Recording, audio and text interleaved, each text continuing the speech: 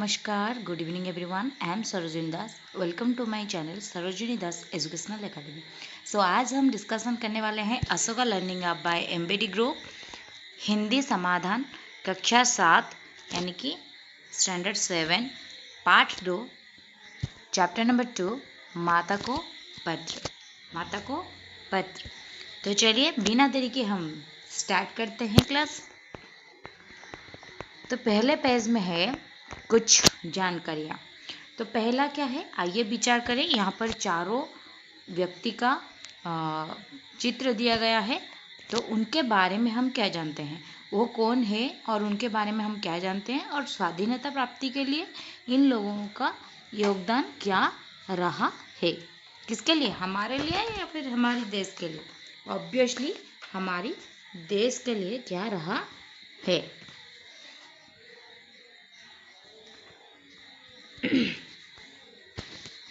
तो ये जो पहले वाले आदमी है, तो ये वाले, ठीक है, ये है चंद्रशेखर आजाद जी। स्वतंत्रता संग्रामी सेनानी थे। उन्होंने लाला लाजपत राय की मौत का बदला अंग्रेजों से लिया। देन ये जो आदमी है, ये है हमारे सुभाष चंद्र बोस जी। ये स्वतंत्रता संग्रामी के अग्रणी नेता थे। ये भारतीय राष्ट्रीय कांग्रेस के अध्यक्ष भी थे। देन ये है लोकमान्य तिलक। इन्हें राष्ट्रवाद का जनक कहा जाता है। ये महान विद्वान और दूरदृष्टा थे। देन ये वाले जो आदमी है, ये है हमारे भगत सिंह जी। इन्हें शहीद ए आजम कहा जाता है। इनकलाब जिंदाबाद इनका नारा था, जो कि मैं यहाँ पर नीचे लिख दी हूँ। अगर किसी को याद नहीं रहा तो इधर देखिए, मैं लिखी हूँ। आप लोग वीडियो को पॉज करके अपने अपने हिंदी कॉपी में लिख सकते हो। देखिए 1 नंबर, चंद्रशेखर आजाद जी स्वतंत्रता संग्रामी सेनानी थे। उन्होंने लाला लाजपत राय की मौत का बदला अंग्रेजों से लिया। 2 नंबर, सुभाष चंद्र बोस स्वतंत्रता संग्राम के अग्रणी नेता थे। ये भारतीय राष्ट्रीय कांग्रेस के अध्यक्ष भी थे। 3 नंबर, लोकमान्य तिलक। इन्हें राष्ट्रवाद का जनक कहा जाता है। ये महान विद्वान और दूरदृष्टा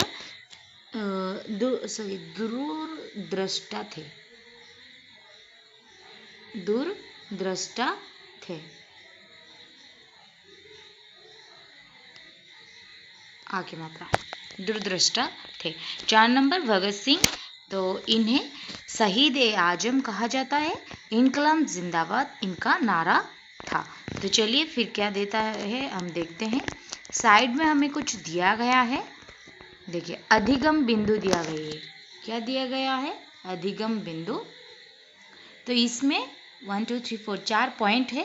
क्या है? पहला पॉइंट है मातृभूमि के प्रति प्रेम को समझना। देन दूसरा है त्याग और बलिदान के महत्व को समझना। देन तीसरा है दूसरों की सहायता करना। चौथा है पत्र की प्रत्येक पंक्ति को पढ़कर उसका भाव समझना। तो चलिए इन विषय पर हम चर्चा करते हैं अधिगम बिंदु पर, फिर आएंगे नेक्स्ट के पास, ठीक है। तो चलिए अधिगम बिंदु के पास। यह पत्र एक सपूत द्वारा अपनी माँ को लिखा गया है, जिसमें वह मातृभूमि के प्रति प्रेम, त्याग और बलिदान की भावना को व्यक्त कर रहा है। वह अपनी माँ को बताता है कि वह अपनी मातृभूमि के लिए हर संभव त्याग करने को तैयार है और दूसरों की सहायता करने में भी पीछे नहीं हटेगा। पत्र में वह हर पंक्ति के भाव को समझने की बात करता है, जो उसकी देशभक्ति और समर्पण को दर्शाता है। तो पत्र का भाव क्या है? पत्र का जो भाव है, पहला है मातृभूमि के प्रति प्रेम। तो हमें मातृभूमि को बहुत ज़्यादा प्रेम करनी चाहिए। क्यों? चलिए देखते हैं। पत्र में मातृभूमि के प्रति गहरा प्रेम और सम्मान व्यक्त किया गया है। दूसरा पॉइंट था त्याग और बलिदान। तो पुत्र अपनी माँ को बताता है कि वह मातृभूमि के लिए किसी भी प्रकार का त्याग कर सकता है, बलिदान दे सकता है, चाहे वो खुद की जान भी क्यों ना हो, ठीक है। देन दूसरों की सहायता। वो दूसरों की सहायता करने में भी पीछे नहीं हटेगा। यह दर्शाता है कि वह एक सेल्फलेस व्यक्ति है। देन हर पंक्ति का भाव, पुत्र हर पंक्ति के भाव को समझने की बात करता है, जो उसकी समझदारी और गहराई को दर्शाता है। कुल मिलाकर यह पत्र एक देशभक्त पुत्र द्वारा अपनी माँ को लिखा गया है, जिसमें मातृभूमि के प्रति प्रेम, त्याग और बलिदान की भावना को व्यक्त किया गया है। ठीक है ना। देन हमें जरा सोचिए में क्या दिया गया था। जरा सोचिए में दिया गया था, पराधीन सपने हूँ सुख नाही, ऐसा क्यों कहा गया है। पराधीन सपने हूँ सुख नाही, ऐसा क्यों कहा गया है। इस बात में कितनी सत्यता है, तर्कपूर्ण उत्तर दीजिए। तो इसका उत्तर ये होगा, पराधीन सपने हूँ सुख नाही का अर्थ है कि पराधीन व्यक्ति को सपने में भी सुख नहीं मिलता। यह उक्ति गोस्वामी तुलसीदास ने रामचरितमानस में कही है और यह पूर्ण रूप से सत्य है। पराधीनता का अर्थ है दूसरों की अधीनता में जीना, अपनी इच्छा से कुछ भी करने की स्वतंत्रता न होना। जब कोई व्यक्ति अपनी इच्छा से कुछ नहीं कर पाता है, जब कोई व्यक्ति अपनी इच्छा से कुछ भी नहीं कर पाता, बस दूसरों की मर्जी से जीता है, दूसरों की मर्जी से करता है, वही उसी को ही हम पराधीन बोलते हैं। यानी कि किसी के अंडर में रहना, किसी के किसी के उसका जो बोलना है उसकी बातों को मान के चलना, अपना कुछ भी मत करना, बस दूसरों की बातों के आगे झुक जाना। तो उसे हर समय दूसरों के अधीन रहना पड़ता है, अपने मन का वो कुछ नहीं कर सकता, जिससे उसे मानसिक और शारीरिक दोनों रूप से कष्ट भी होता है। जैसे कि हम अगर उदाहरण दें तो हमारी भारत की जो उदाहरण है वो बहुत बड़ा उदाहरण होगा, बहुत बड़ा एग्जाम्पल होगा हमारे लिए, क्योंकि भारत की स्वतंत्रता इसका एक उत्कृष्ट उदाहरण है।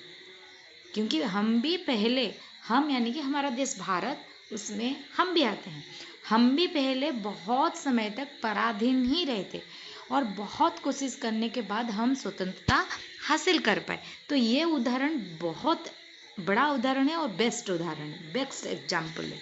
तो अंग्रेजों की गुलामी से पहले भारत के लोग पराधीन थे, उन्हें अपनी मर्जी से जीने का अधिकार नहीं था। अंग्रेजों ने भारत के लोगों पर कई तरह के अत्याचार किए। 15 अगस्त 1947 को भारत को स्वतंत्रता मिली, जिसके बाद लोगों ने चैन की सांस ली। भारत के स्वतंत्रता सेनानियों ने अपने प्राणों की आहुति देकर यह स्वतंत्रता दिलाई। ठीक है ना। देन तो इससे हम क्या समझते हैं, ये जो लाइन दी गई थी, पराधीन सपने हूँ सुख नहीं, तो ये जो लाइन है ये पूरी तरह है सत्य है। पराधीनता एक अभिशाप है हमारे लिए। जो व्यक्ति को या फिर जिस व्यक्ति भी पराधीन रहता है, वो खुद के अधीन में नहीं रहता है, दूसरों के अधीन में रहता है, वो व्यक्ति को मानसिक, शारीरिक और सामाजिक रूप से पीड़ित करता है।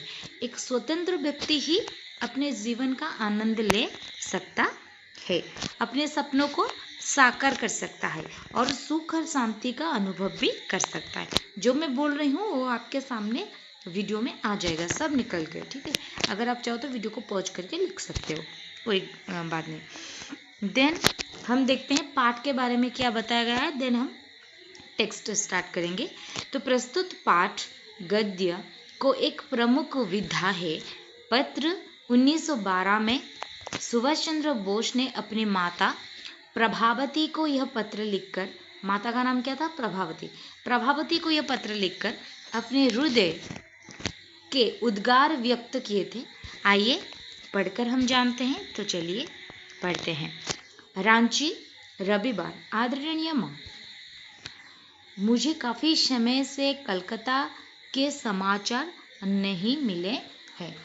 तो सुभाष चंद्र जी बोस जी बोल रहे हैं कि आदरणीय माँ, मुझे बहुत समय हो गया, काफ़ी यानी कि बहुत समय हो गई कि मुझे कोई भी समाचार नहीं मिला, कोई भी न्यूज़ नहीं मिला। किसके बारे में? कोलकाता के बारे में। तो आशा करता हूँ कि आप सब स्वस्थ होंगे। मैं समझता हूँ कि आपने शायद समयाभाव का मतलब क्या है? समय की कमी। नीचे आ जाएगी आपकी कठिन शब्द, ठीक है। समय की कमी के कारण पत्र नहीं लिखा है। दादा की परीक्षा कैसे रही? दादा यानी कि बड़ा भाई। क्या आपने मेरा पिछला पत्र पढ़ लिया था? तो वो पूछ रहे हैं कि आपने मेरा जो पिछला पत्र है वो क्या पढ़ लिया था? अगर नहीं पढ़ा है तो मुझे सचमुच दुख होगा कि आप अभी तक मेरा पिछला वाला पत्र नहीं पढ़े हो। तो माँ, मैं सोचता हूँ कि क्या इस समय भारत माता का एक भी सपूत ऐसा नहीं है, यानी कि भारत माता का एक भी पुत्र ऐसा नहीं है जो स्वार्थ रहित, यानी कि जो मतलबी ना हो, जो बिना स्वार्थ का हो। क्या हमारी मातृभूमि यानी कि हमारी जन्मभूमि के लिए जन्मभूमि क्या इतनी अभागी है? क्या इतनी भाग्यहीन है? कैसा था हमारा स्वर्णिम अतीत? हमारा जो सुंदर सा अतीत था वो कैसा था? और यह वर्तमान कैसा है, यानी कि अभी जो समय चल रहा है वह कैसा है? आर्यवीर आज कहाँ है जो भारत माता की सेवा के लिए अपना बहुमूल्य यानी कि बहुत ज़्यादा समय, अत्यधिक कीमती समय, बहुमूल्य जीवन प्रसन्नता से न्यौछावर कर देते हैं।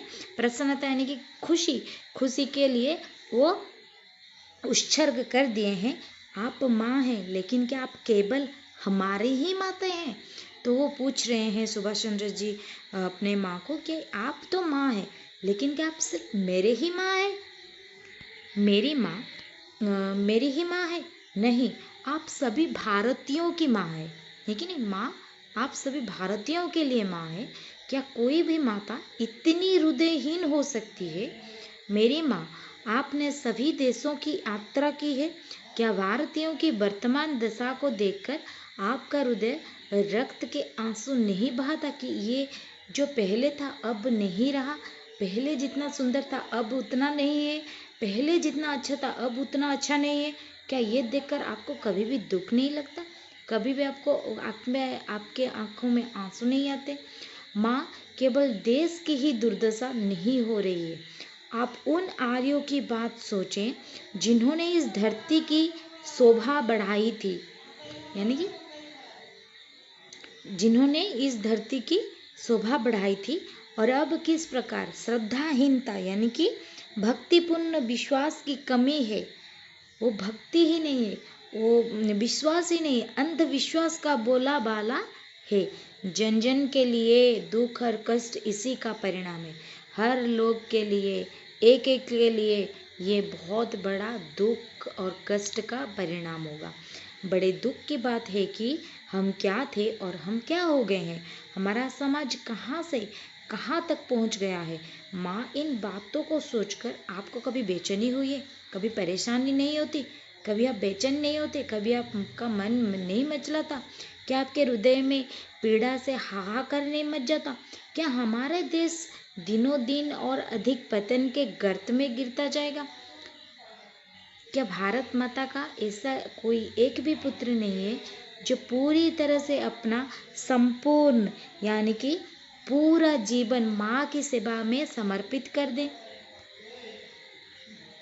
बोलो माँ, हम कब तक सोते रहेंगे? हम कब तक अनावश्यक चीज़ों को लेकर बस खिलवाड़ करते रहेंगे? जो हमें करना चाहिए हम वो क्यों नहीं करते?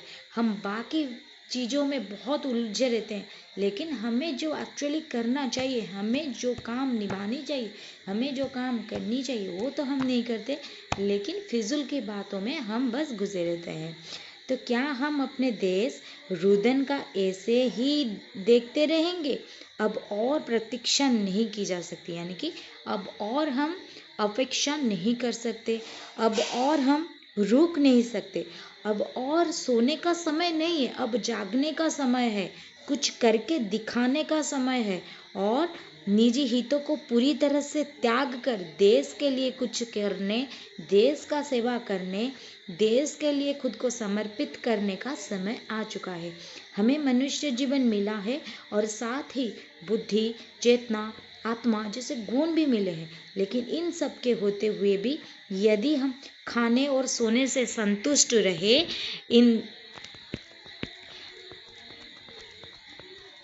इंद्रियों के दास बने रहे, केवल अपनी चिंता करते रहे और नैतिकता शून्य जीवन जीते रहे, तो हमारे मनुष्य के रूप में जीने का क्या सार्थकता है। अगर हम बस खाएंगे, पिएंगे, सोएंगे, इतना ही करेंगे, अपनी इंद्रियों के दास बने रहेंगे, अपनी नैतिकता जो है, हमारा जो जीवन का लक्ष्य है वो भूल जाएंगे, किसी की चिंता करना भूल जाएंगे, देश के लिए चिंता करना भूल जाएंगे, ये सब अगर हम भूल गए तो हमारे मनुष्य के रूप में जीने का क्या ही लाभ है, क्या ही सार्थक है। क्या यह जीवन जीने योग्य है? कैसे हम मनुष्य जीवन इसीलिए मिला है कि हम बस अपने ही करें, फिजूल की बातें करें और देश के लिए कुछ नहीं करें, जो दूसरों की सेवा पे समर्पित ना हो, वो जीवन जीने का योग है क्या? नहीं है। माँ, आप जानती हैं कि मैं आपको यह सब क्यों लिख रहा हूँ? आप ही कहें यह सब बातें मैं किससे करूँ? कौन मेरी बातें ये सुनेगा और कौन इन्हें गंभीर मानेगा और कौन ये समझेगा? जिनका जीवन स्वार्थ से प्रेरित है, वे कभी इस प्रकार सोच नहीं सकते, क्योंकि वैसा करने पर उनके स्वार्थ पर आ जाएगी।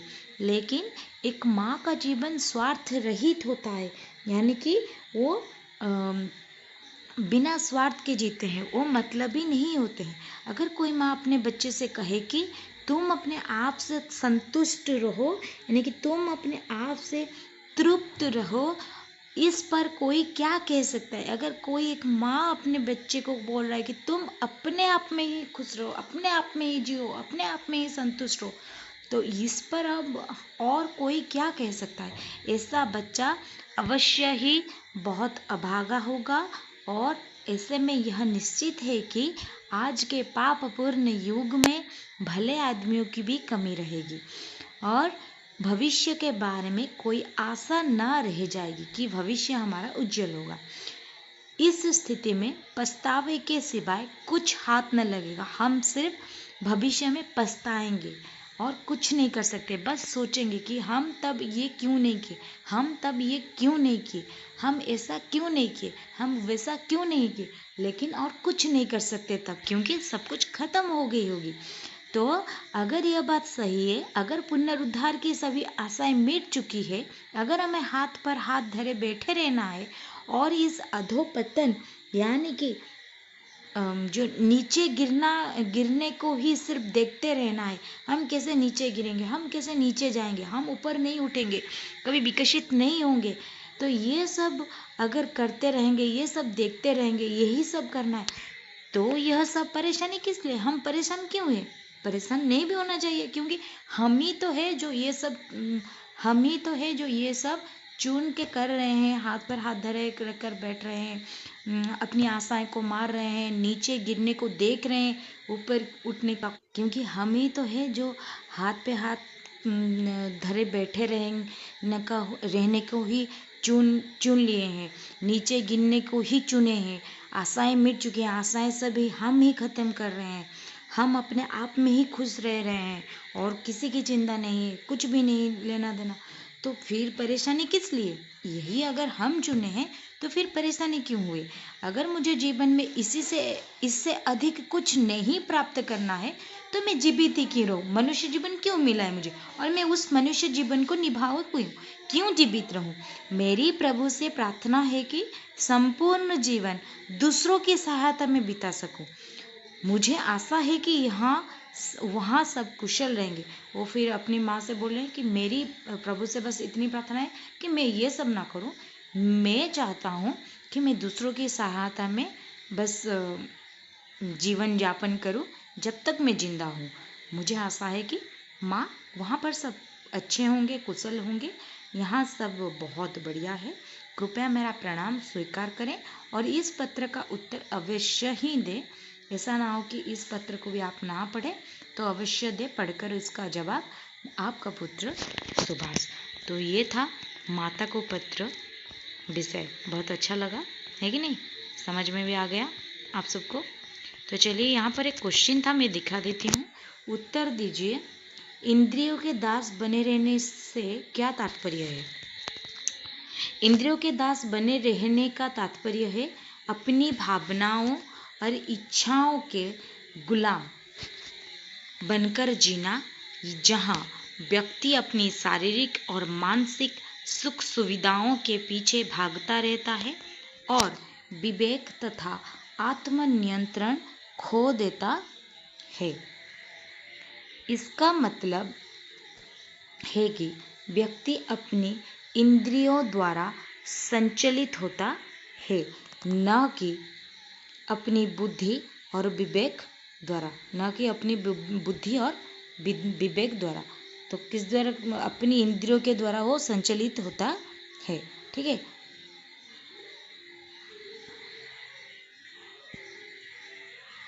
तो यही था माता को पत्र विषय का सारांश। आई होप आप सबको समझ में आ गया होगा। देन हम चलते हैं कठिन शब्द के तरफ।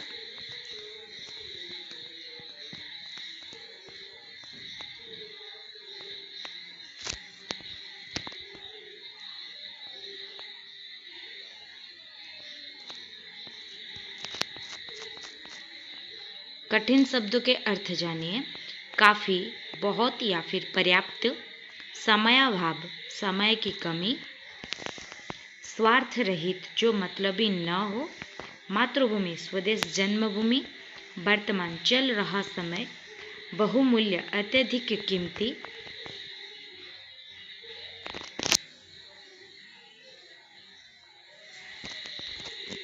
प्रसन्नता, खुशी, श्रद्धाहीनता, भक्तिपूर्ण विश्वास की कमी, संपूर्ण, पूरा, दुर्भाग्य, बुरा भाग्य, संतुष्ट यानी कि तृप्त, अधोपतन यानी कि नीचे गिरना। देन एक है रोचक तथ्य, हम उसे भी देखते हैं। चलिए, रोचक तथ्य। अपने जीवन काल में नेताजी को कुल 11 बार कारावास की सजा काटनी पड़ी। जेल में रहते हुए उन्होंने 1930 में कलकत्ता के मेयर का पद ग्रहण किया था। सुभाष चंद्र बोस ने तुम मुझे खून दो, मैं तुम्हें आज़ादी दूंगा, दिल्ली चलो और जय हिंद जैसे नारे दिए थे। सुभाष चंद्र बोस जी को नेताजी कहने वाला पहला शख्स एडोल्फ हिटलर था। पहला शख्स कौन था? एडोल्फ हिटलर था।